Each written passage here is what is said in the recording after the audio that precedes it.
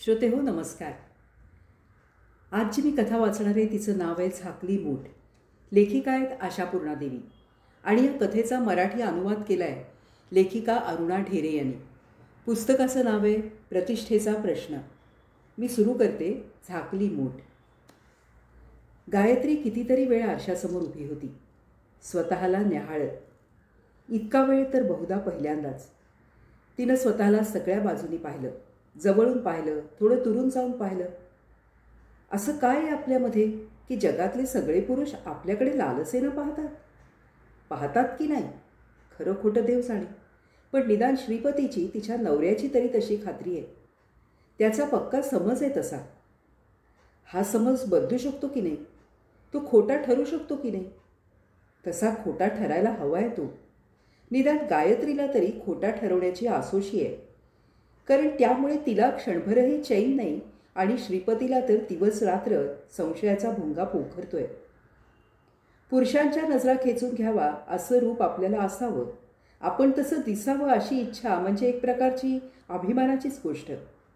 ती स्वीकारण्यात थोडा अहंकार आहे खरा, पण पूर्ण नाकारणंही खोटंच ठरतं.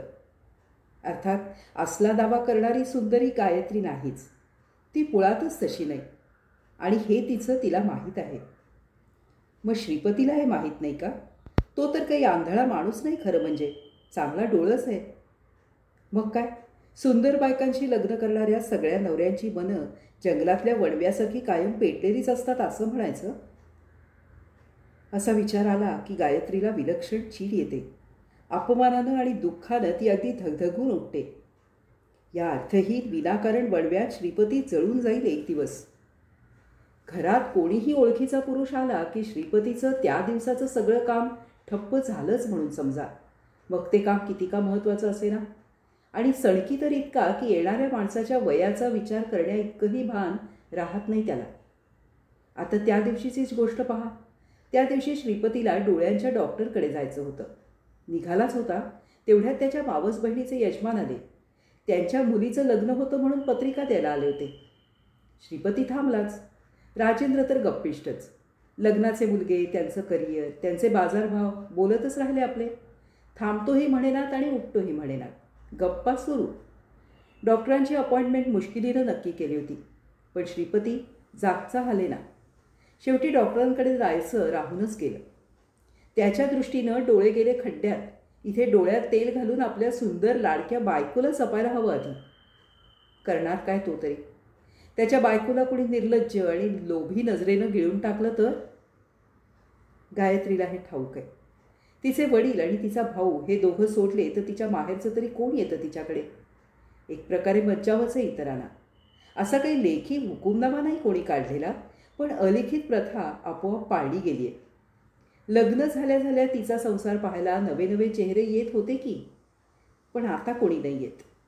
श्रीपतीच्या चेहऱ्यावर धक्के मारून बाहेर काढील अशी मुकी नोटीस वाचली आहे त्या सगळ्यांनीच. हे सगळं गायत्री सहन करत आली आहे आणि तिला हे सहन करावं लागतंय हेही सगळ्यांना मनातून समजलं. पण श्रीपतीच्या मनातली ती कडूजहर गोष्ट निदान कधी बाहेर तरी आली नव्हती. ती आली काल, आणि आज पण तेच नाटक पुन्हा होणार. गायत्री शाळेत असताना खूप छान गाणं म्हणायची, नाचायचीही फार सुंदर. आपल्या किशोरवयात ती भरपूर गायली, भरपूर नाचली. आता मात्र अगदी स्मशानात काढली गेली. अचानक लग्नानंतर 8 वर्षांनी एका अजाण घोळक्यानं तिला त्या स्मशानातून ओढून बाहेर काढायचं ठरवलंय. त्या लोकांनी पुष्कळचं काम पुरं केलंय आणि ते सांगूनही गेली आहेत की पुन्हा आम्ही उद्या येऊ, अगदी धरडच धरू. हे सगळे लोक गायत्रीच्या माहेरच्या आळीत राहणार आहेत. कालचीच गोष्ट. गायत्रीचं लग्न झालं तेव्हा हे पोरगे आळीत हाफ पॅन्टी घालून चेंडू खेळणारे होते. आता सगळेच्या सगळे मोठे झालेत, काहीतरी करणारे, धडपडणारे, जबाबदार झालेत. आणि त्यांनी एक मंडळ स्थापन केलं आहे. काहीतरी लांबनचक नाव आहे त्याचं. निराधारांना आश्रय आणि पूरग्रस्तांना मदत देऊ करणारं मंडळ. या मंडळातर्फे गरजूंना आणि अभावग्रस्तांना पोषक अन्नाचा पुरवठा करणं, भुके कंगालांची भूक मिटवणं हे उद्दिष्ट ठेवून निधी उभारण्यासाठी एक मोहीमच हाती घेतली आहे. आणि काही धर्मादाय प्रयोगही योजले जात आहेत. कोण जाणे तिकीट लावून हे काय काळी पांढरी सोंग नाचवणार आहेत आणि काय तमाशे करणार आहेत. पण प्रयोगातून येणारा पैसा मंडळाच्या निधीत जमा होणार आहे. अर्थात इथपर्यंत सगळं ठीकच होतं. प्रयोगासाठी तिकीटं खपावीत म्हणून एक गठ्ठा ते गायत्रीच्या हातात अळेबळे कोंबून गेले असते तरी फारसं काही बिघडलं नसतं. श्रीपती गरीब नाही की चिकूही नाही, पण एवढ्यावरच काही ते लोक थांबले नाहीत. त्यांची मागणी भलतीच होती. म्हणायला लागले निधीसाठी तिच्याकडून मोठी रक्कम त्यांना नकोच होती. तिचा आवाज म्हणे त्याहीपेक्षा किमती आहे. म्हणून मग सगळ्या कार्यक्रमाची संचालक रेखा दिदीही स्वतःच त्यांच्याबरोबर आली आणि सगळे आपले गायत्रीच्या घरी धरणं धरूनच बसले. त्यांची मागणी ऐकली आणि गायत्री आधी चक्क हसलीच, खूप हसली. मग म्हणाली, मी आता कसली गाणं बिणं म्हणतेय. नशीब की तुम्ही लोकांनी मला नाच म्हटलं नाही. तुमच्या कार्यक्रमात नाच पण आहेच की नाही. मी विसरले आता सगळं गाणं बजावणं. अरे असं कसं म्हणता तुम्ही? एखादी शिकलेली गोष्ट कशी काय पूर्ण विसरली जाते का कधी? मुलं म्हणाली. का नाही विसरली जात?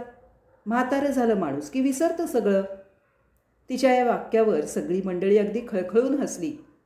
अहो तुम्ही म्हाताऱ्या? आता तुम्ही जर म्हाताऱ्या तर मग रेखा दिदी कोण? भिक्षुणी वाटतं. रेखाताई? गायत्रीनं क्षणभर रेखा दिदीकडे पाहिलं आणि मग ती म्हणाली, रेखाताईंचं जाऊ दे, त्या चिरतरुण आहे.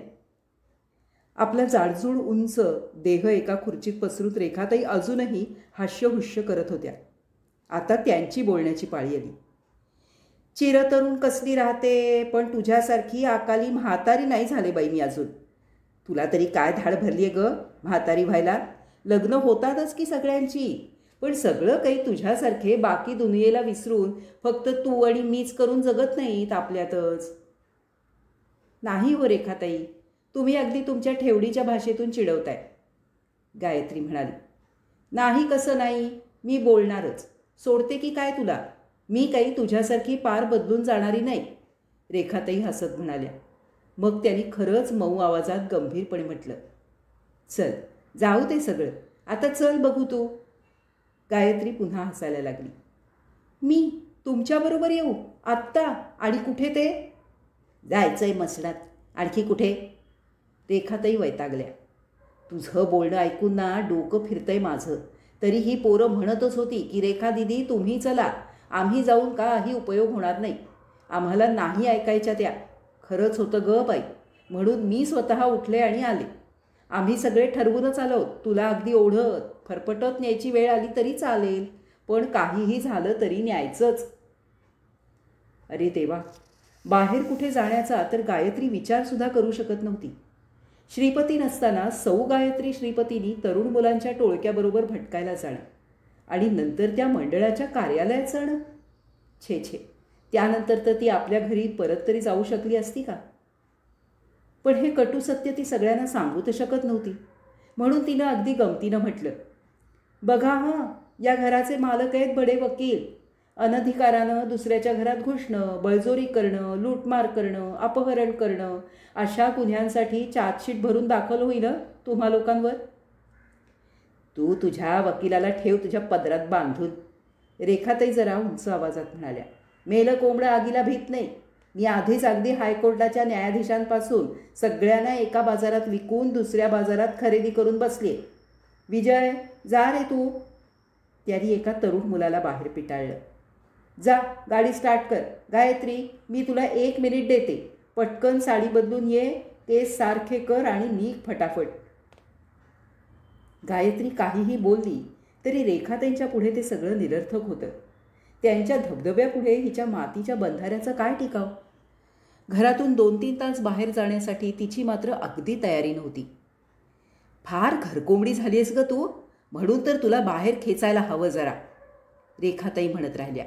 फार मोठं खटलं आहे नाही का तुझं? अगं मिया बीबीचं राज्य, उगाच काय रडगाणं गातेस? आमच्या घरी बघ, सुलताना डाकूसारखी 4-4 पोरं ढिशाव ढिशाव करत बसतात दिवस रात्र. पण मी त्यातूनही वेळ काढतेच की, करते मी हे सगळं. तुझ्यापेक्षा पुष्कळ मोकळी आहे म्हणायची मी. गायत्री त्यांना काय म्हणणार, पण तरी तिनं पुन्हा एक जोरदार प्रयत्न केला. नवरा बायकोचं राज्य आहे मान्य आहे, म्हणून तर म्हणतेय ना मी अडकली आहे. हे जेव्हा घरी येतील आणि पाखरू पिंजरा सोडून गेलंय असं पाहतील तेव्हा बेशुद्धच पडतील. अगं माहिती आहे तुझं पतिप्रेम, पुष्कळ ऐकलंय असलं. आता घरी येशील ना तेव्हा पदरानं वारा घालत बस, पुण्याचं गाठोडं मिळेल तुला. हे बघ, रेखाताई सलगीनं पण कळकळीनं म्हणाल्या, मी उगाच नाही म्हणत हे असं. तू लग्नानंतर खरंच अगदी कोंडून गेलीस गायत्री. अगं हे नवरे बिवरे कुणाचे नसतात बरं का, खरंच कुणाचे नसतात. आणि आपल्या बायकांवर प्रेम बीम काही नसतं त्यांचं, अगदी लक्षात ठेव तू हे. मग आपला जाडजूड देह हलवून उठत त्यांनी हाक मारली, अरे च्या, गेली कुठे तुझी मोलकरीण? इथेच तर होती मघापर्यंत, डोकावत होती सारखी सारखी. ये ग बाई, ये इकडे. आतून गायत्रीची 14-15 वर्षाची कामवाली पोरगी बाहेर आली. आहेस ना तू? हे बघ, तू गायत्रीला काय म्हणतेस? वहिनी, राजमाता का राणीसाहेब, जे काय तू म्हणत असशील ते. तर मी यांना पकडून घेऊन चालली आहे. साहेब घरी आले ना म्हणजे सांग त्यांना की दरोडेखोर आले होते म्हणावं 7-8 आणि घेऊन गेले. त्या दरोडेखोरांची सरदार होती रेखाबाई. काय सांगशील ना? रेखाताईचं बोलणं ऐकून गायत्रीला काय करावं सुचेना. तिनं शेवटची क्षीण धडपड केली. नाही म्हणजे मी तुमच्याशी वाद घालत नाही, पण आज नको. आजच तर कळलंय मला हे सगळं. उद्या येईन ना मी, नक्की उद्या येते. अरे अमोल, चल उचल हिला झटपट. रेखाताई सरळ एका तरुण मुलाकडे वळून म्हणाल्या. मग त्यांनी गायत्रीला खडसावलं. काय हे गायत्री, उद्या बिद्या काही नाही. उद्यापासून मुलींची रिहर्सल सुरू होईल. चल आपण तिकडे जाऊन ठरवून टाकू सगळं. बोलू जरा, कुणाला काय ड्रेपरी द्यायची, मेकअप कसा हवा, सगळं पाहायला हवं ना. ही पोरं नुसती मिशीवर ताव देत फिरतात आणि ओझं सगळं माझ्या डोक्यावर टाकतात. मग सगळे माझ्याच घरचं कार्य आहे. चल बाई, आता राहिलेत फक्त 4 नाही तर 5 दिवस. गायत्रीला मग काहीही करता आलं नाही. तिची सुटका नव्हतीच. पण गाडीत बसण्यापूर्वी तिनं त्यांच्याकडून 50 वेळा वदवून घेतलं की 5 वाजता ती घरी परत आलेली असेल. हे मान्य असेल तरच पुढचं पाऊल. बरं बाई बरं, काय कठीण आहेस गं तू, जाम दाद देत नाहीस. मी तर ना देवाला प्रार्थना करते, आता यापुढे 7 जन्म तरी मला कोणा वकिलाच्या गळ्यात बांधू नको. काय दाब आहे त्यांचा. गायत्री निघाली शेवटी. मोलकर्णीला 1000 वेळा बजावून सूचना देऊन निघाली. तिच्या बाबतीत जिंकलं शेवटी पोराने. एक पोरगा खुशीत म्हणाला, अरे बापरे, तुम्हाला घेऊन जाण्यापेक्षा गंधमादन पर्वत उचलून देणं जास्त सोपं पडलं असतं गायत्रीताई. पण या निमित्तानं हनुमानाच्या सहकार्यांची माझी ओळख तर झाली. गायत्री हळूच हसून म्हणाली. पण तिच्या छातीत भीतीनं नुसतं घण पडत होते. काहीही करून श्रीपती येण्यापूर्वी घरी पोचायचं असा ठाम निश्चय करूनही ती अस्वस्थच होती. पण एकदा मंडळाच्या कार्यालयात कार्यक्रमाच्या संबंधातली चर्चा गोंधळ सुरू झाला आणि गायत्रीचा निश्चय तिला सुद्धा न कळत पार धुळीला मिळाला. ओल्या दुष्काळानं सर्वस्व हरवलेल्या जीवांसाठी दुःखी होऊन ते सगळे महामानव अशा काही तयारीत गुंतले होते की जणू काही त्यांच्या एखाद्या दोस्ताचंच लग्न होतं. सगळ्यांजवळ काहीतरी अद्भुत सुंदर कल्पना होत्या. हवेतले रंगबिरंगी मनोरे बांधण्यात एकही जण मागे नव्हता. त्या सगळ्यांना कात्री लावली गेली. शेवटी संध्याकाळ उतरत असताना अंधार दाटून आला तेव्हा गायत्रीला एकदम भान आलं. 5 तर केव्हाच वाजून गेले होते. 95 मिनिटांपूर्वीच तिला एकदम असहाय्य वाटलं. जायला निघालो तरी आता पोचायला थोडा अधिक वेळ लागेलच. दुसऱ्या दिवशी पुन्हा येण्याचं तिच्याकडून कबूल करून घेतल्यावरच सगळ्यांनी तिला उठू दिलं. कोण जातंय रे तिला सोडायला? रेखाताईंनी मुलांकडे वळून विचारलं. आपला शिवाजी भैया आहे ना, गाडी घेऊन तयार आहे बाहेर, कोणीतरी उत्तर दिलं. शिवाजी? आता हा कोण बाबा आहे? गायत्रीला हा कोण माणूस आहे ते ठाऊक सुद्धा नव्हतं. याच पोरान एवढा आहे की आणखी मोठा आहे यांच्यापेक्षा? कुणी का असे ना, गायत्रीचे हातपाय कापायलाच लागले. आता त्याला दाढी मिशा नसल्या म्हणजे मिळवलं, तिला वाटलं. या कोवळ्या पोरांना सुद्धा श्रीपती सहन करणार नाही, मग शिवाजी भैयाची काय कथा? एक तर शिवाजी आणि पुन्हा भैया, दुधात साखरच की नाही? गायत्रीनं बेचैनीनं विचारलं. का रे, तुमच्यापैकी कोणीतरी चला ना मला सोडायला. दुसऱ्या कुणा भल्या माणसाला कशाला माझ्यासाठी त्रास? पण हाय रे कर्मा, गायत्रीची खैर नव्हतीच. चला ना मॅडम, म्हणत एक तरुण तिच्या पुढे येऊन उभा राहिला. चला आता मीच तुम्हाला न्यायला आणि सोडायला येत जाईन रोज, चिंता करू नका तुम्ही, त्यानं बिनधास्त आवाजात म्हटलं. पण गायत्रीला त्याच्या सेवेबद्दल किंवा त्याच्या भलेपणाबद्दल चिंता नव्हतीच. सभ्यतेच्या बुरख्याआड जे संकट होतं त्याबद्दलची होती. रेखाताई खरंच सुखी. त्यांची असूया करण्यापलीकडे गायत्री तरी काय करणार? ती त्यांना आपल्या घरातली अपमानजनक गोष्ट सांगणार तरी कशी? कसं सांगणार की शिवाजीबरोबर एकटीनं जायच्या कल्पनेनंच तिच्यावर आभाळ कोसळलंय म्हणून? ती काही न बोलता आभाळ कोसळण्याची भीती थोपून मुकाट्यानं बाहेर आली आणि कारमध्ये शिवाजीजवळ येऊन बसली. रेखाताई दरवाजापर्यंत आल्या आणि म्हणाल्या, उद्या येतेस ग मग तू?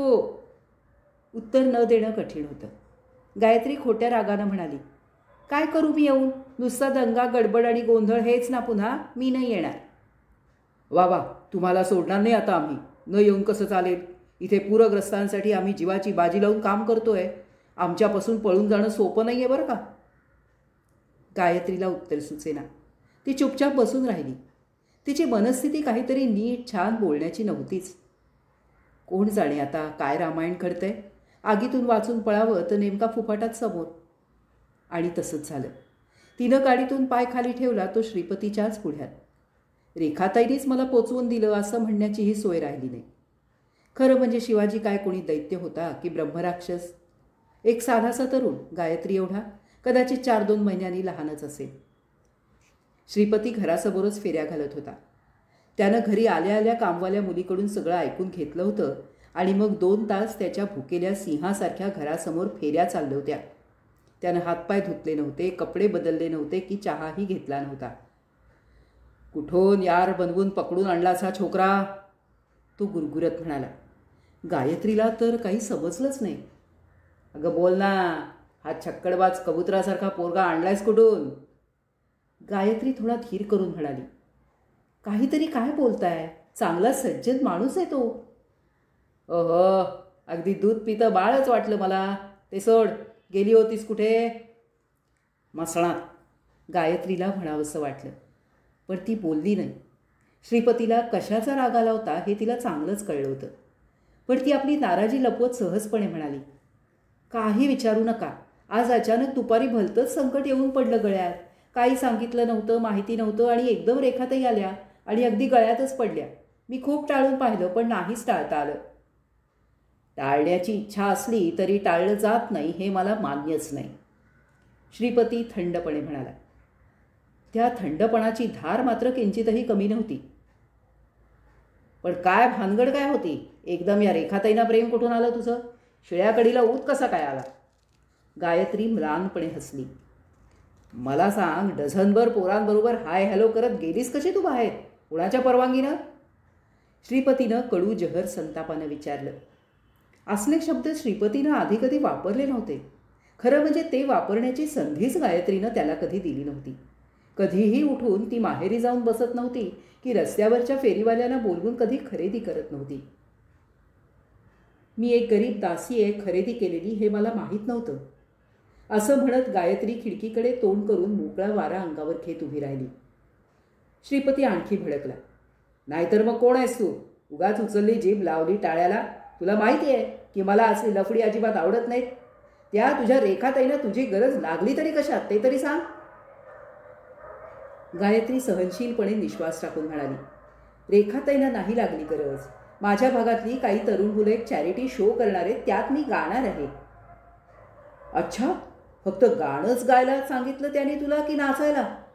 सगळ्या जगात दुसरी कोणी नायिका मिळाली नाही त्यांना, हो ना? कदाचित नसेल मिळाली माझ्यासारखी. गायत्रीच्या स्वरात नकळत एक गर्वाची झाक आली. पण ही गोष्ट हसून सोडून देण्याइतकी श्रीपतीची मनस्थितीच ठीक नव्हती. त्यानं उग्र चेहरा करून कुत्सितपणे गरळकलं. हे पहा, रूप दाखवून लोकांना पटवणं आणि गाणं म्हणून पैसे कमावणं हे भल्या घरच्या बायका करत नाहीत, समजलं का? असं उलटसुलट बोलू नका हो उगाच, कळलं का? गायत्री ताठरपणे म्हणाली. ती तिकडे बोलकरीण ऐकतीये सगळं आणि उगाच तुम्ही हे कुणाला सांगताय असलं काही? आजकाल सगळ्या जणी करतात सगळं काही. करतात ना, सगळ्या करतात. उपहासाचा कडूपणा श्रीपतीच्या शब्दात काठोकाठ भरला होता. फॅशनेबल हाय सोसायटीतल्या घरातल्या 4-2 निर्लज्ज बायकांचा चवचालपणा पाहून तुमचे डोळे अंधारे झालेत, समजलं ना? नीट समजून घे आता आणि त्या दूध पित्या बाळांना सांग की आमच्या घरी त्यांची नाटकं चालायची नाहीत. साले हरामी, त्याला दुसरी कुठली जागा नाही मिळाली? गायत्री संयम करून बोलली. आता नाही त्यांना तसं सांगता येणार. मी हो म्हणून शब्द दिलाय. शब्द दिला? असं वाटतंय की तुझं डोकं फिरलंय वाटतं. हे पहा, उद्या ते आले ना तर स्पष्टपणे 2 वाक्यात सांगून टाकायचं, माझ्या नवऱ्याला हे असलं काही आवडत नाही, मी येणार नाही. असं कसं सांगता येईल? गायत्रीनं असं म्हटलं आणि श्रीपती थक्कच झाला. तो संतापानं कडाडला. माझ्या नवऱ्याला आवडत नाही हे उत्तर तुला देता येणार नाही? 1000 लोकांसमोर माझ्या घरातली गृहिणी गाणं म्हणते, नाचते, कसं दिसेल? चांगलं दिसेल का हे? कुणी वाईट नजरेनं पाहिलं तर वाईट दिसेल. मला तर काही वाईट दिसत नाही त्याच्यात. गायत्रीनं सगळा धीर एकवटून उत्तर दिलं. तुला दिसणं कठीण झालं असेल, पण मी तर बघू शकतोय ना चांगलं वाईट काय ते. आता आणखी वाद नको घालू, श्रीपती म्हणाला. पण असं म्हटल्यानं वाद बंद होतो की काय? पत्त्यांच्या डावात खेळावे तसे एकानंतर एक मुद्दे सुचतच राहतात, येतच राहतात पुढे. बायको इतकी सुंदर असल्यावर काय होणार? जंगलातल्या वणव्यानं धडधडून पेटावा तसा नवरा म्हणून श्रीपतीच्या मनातला आणखी एक भाग धडाक्यानं पेटला. एखाद्या सभ्य गृहस्थाच्या घरी जाण्याची वेळ तर फार चांगली काढली साल्यानी. दुपारच्या एकांतात आले. दूध पिती मुलं नाही काही, अजून दुधाचे दात पडले नाही त्यांचे. माझ्यासमोर आले असते ना तर दाखवलं असतं हरामखोरांना. काय दाखवलं असतं सांगा बरं? धक्के मारून बाहेर काढलं असतं त्यांना? गायत्रीच्या प्रश्नानं श्रीपती खवळून उठला. जरूर पडली असती तर तेही केलं असतं, आणि मुंडीला धरून बाहेर फेकणं एवढंच पुरेसं नाही आहे भडव्याना. त्यांना चाबूकच पाहिजे. चाबकाचे फटके हाच इलाज आहे. श्रीपती पुन्हा पुन्हा असंच बोलत राहिला. आपण काय बोलतो याचीही शुद्ध नव्हती त्याला. तो शेवटचं सांगतो असं म्हणत जे जे बोलत होता ते आणखी आणखी घाणेरडं होतं. नवऱ्याला असलं काही आवडत नाही असं म्हणणाऱ्या स्त्रिया किती विनयशील असतात आणि त्यांचं चारित्र्य कसं थोर असतं हे श्रीपतीला चांगलं ठाऊक आहे. आणि अशा स्त्रियांना कायम काबूत ठेवण्याचा एक उपायही त्याला माहीत आहे, जोडा. त्याचाच उच्चार करून श्रीपतीनं आपलं सगळं बोलणं शेवटी थांबवलं. गायत्रीला मग पुढे काहीही बोलवलं नाही. अर्धी रात्र उलटून गेली तरी गायत्री जागीच होती. तिला वाटत होतं की अंगावर स्पिरिट ओतून घेऊन काडी लावावी, किंवा एखाद्या जाड दोर आणून फास लावून घ्यावा, किंवा मग पुलावरून खाली उडी. रात्रीच्या दुसऱ्या प्रहरात एखाद्याला जर मरावंसं वाटलं तर अचानक त्यानं खावं तरी काय? काय गिळावं? तिचं डोकं कलकलत राहिलं. मग कधीतरी झोप लागली. सकाळी उठून रोजचं सगळं सुरू झालं अगदी नेहमीसारखं. स्वयंपाकाला तर कोणी बाई नाही.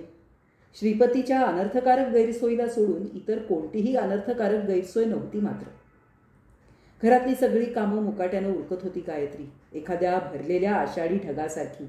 आता फुटून पडेल का मग? मरू दे हे कवडी मोलाचं जिणं. आले ते लोक तर सरळ सांगीत, नाही जमायचं, ती मनाशी ठरवत होती. घरात मोलकरीण आली. एका रात्रीत तिचं धाडस एवढं वाटलं की म्हणायला लागली, काल वहिनी फार बोलले साहेब तुम्हाला, आणि बोलणारच की हो. या पुरुषांचं टाळकं असलं तिरकं बघा, लई संशय घेतात.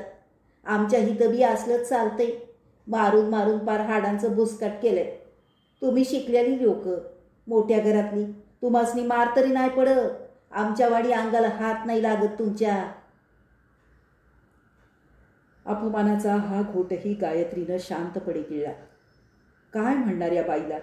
काहीही म्हटलं तरी अपमानच, आणखी अपमान, दुसरं काही नाही. सकाळपासून श्रीपतीही काही बोलला नाही. संताप म्हणून नाही, धीर झाला नाही म्हणून. गायत्रीची अवस्था त्याच्या लक्षात आली होती. कालचा डोस जरा जास्तच झाला. त्याला जरा अस्वस्थ वाटत होतं.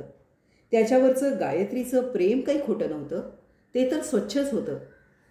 कामावर जाण्यापूर्वी मात्र त्यानं थोड्या धिटाईनं म्हटलंच, ती पोरं येतील आज पुन्हा तुझं डोकं उठवायला.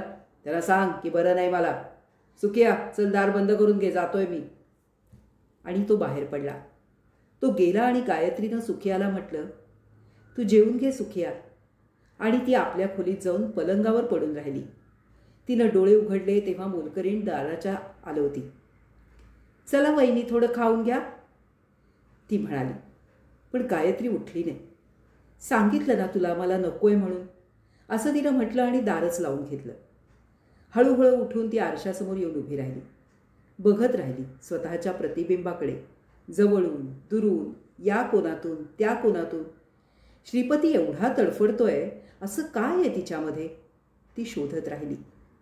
बरं झालं असतं मी दिसायला कुरूप असते तर. हडकुळी, अशक्त अशी कुरूपबाई असायला हवे होते मी. म्हणजे मग सगळं जग माझ्याकडे वासनेनं बघतंय त्या भीतीपासून श्रीपतीची सुटका होईल आणि मला थोडी शांती मिळेल. ती विचार करत राहिली. समजा आपल्या चेहऱ्यावर देवी आल्या तर? चेहऱ्यावर डाग पडतील मग मोठे मोठे. इतक्यात कसला तरी मोठा आवाज झाला. बहुतेक दार वाजलं.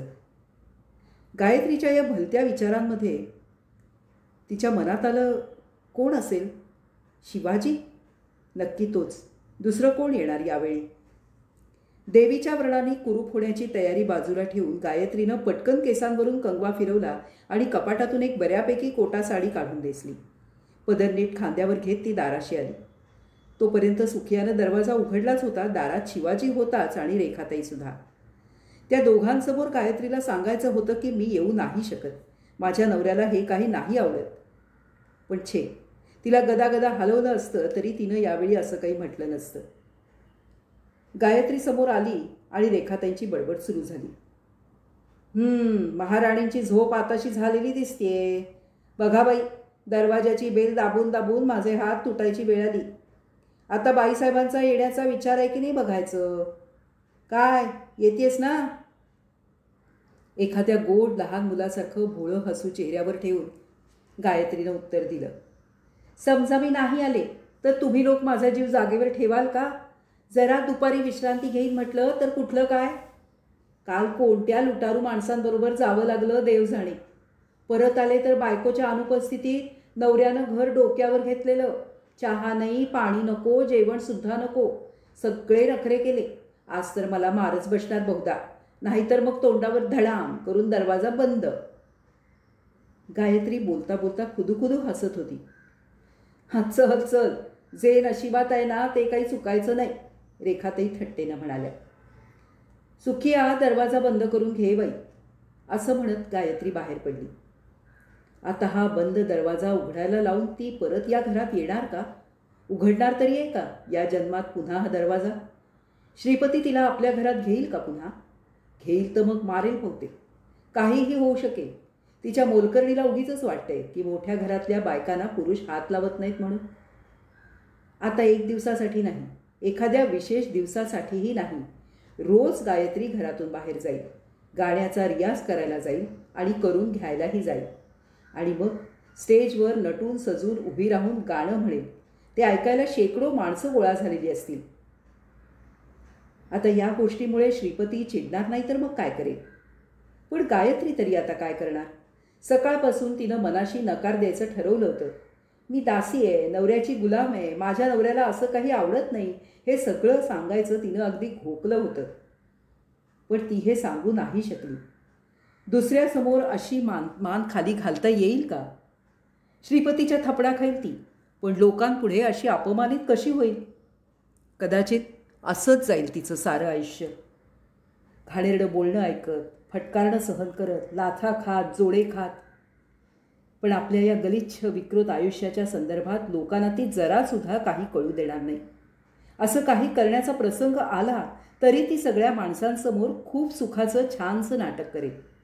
असं नाटक करेल की लोकांचे डोळे दिपवून जातील. वेगळं ती काय करू शकते?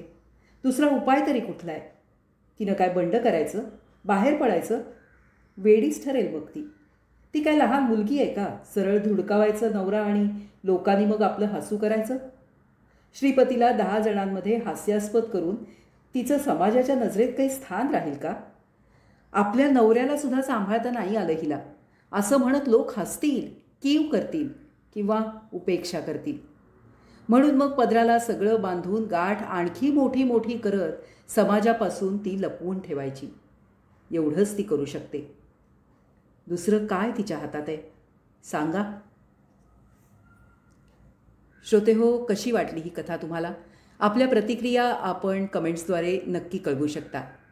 हा व्हिडिओ आपण लाईक करा, शेअर करा, हा चॅनल सबस्क्राईब करा. या आणि अशाच कथा पुन्हा ऐकण्यासाठी या चॅनलला पुन्हा पुन्हा भेट द्या. धन्यवाद.